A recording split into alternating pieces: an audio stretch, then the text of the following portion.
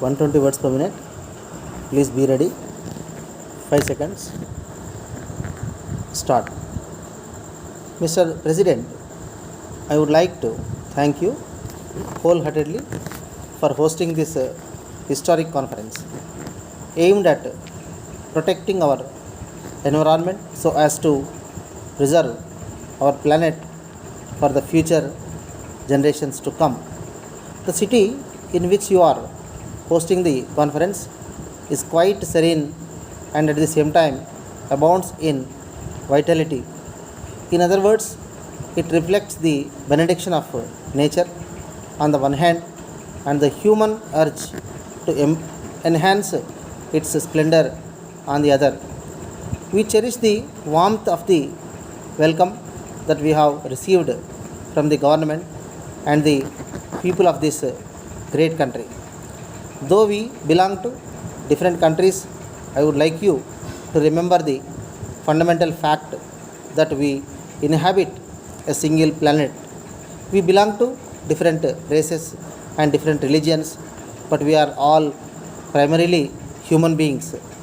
It is quite unfortunate that while one part of this planet rejoices in plenty, the other part suffers from want.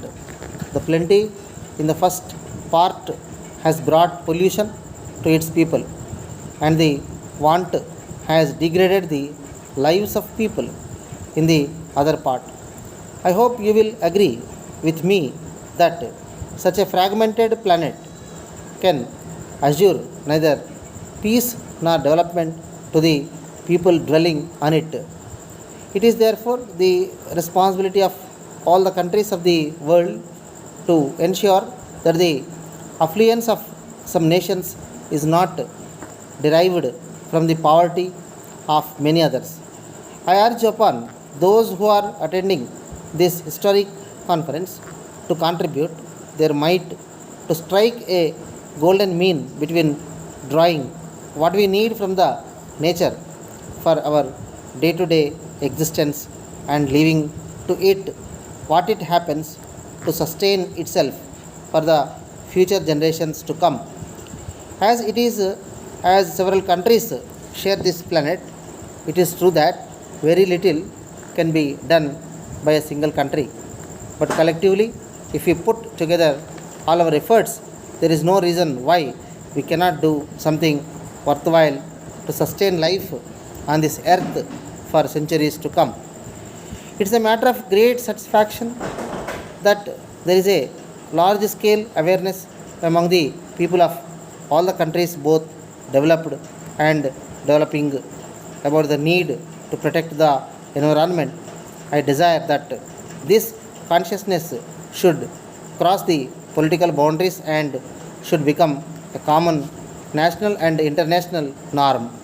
We in our country are engaged from the very beginning in finding some practical measures to this pressing problem. My predecessor, having thought over the subject of environment minutely, had suggested the creation of a planet protection fund for the purpose of developing technologies in order to help protect the environment.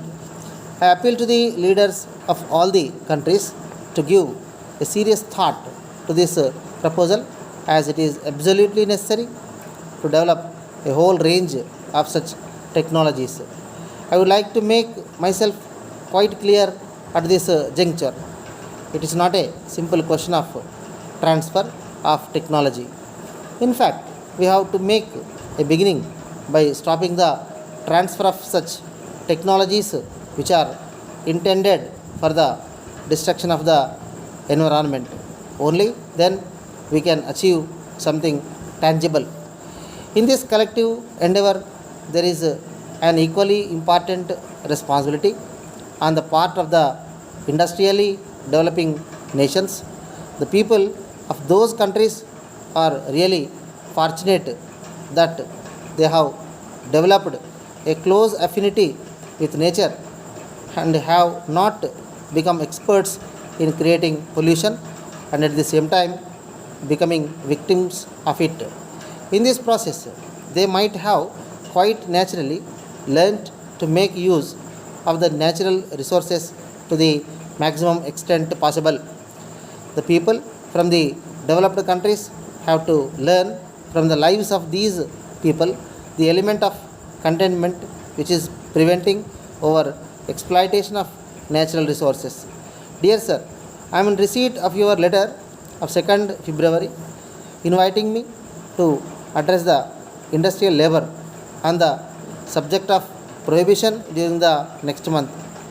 I must really congratulate you for having got such a excellent idea of educating them about this very important social evil.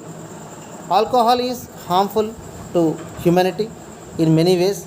It ruins one physically, morally, intellectually, and economically. It is the primary cause of poverty, doing untold damage to the people, more especially the uneducated labor force. They are already undernourished, and this is making them less capable of enduring the physical strain.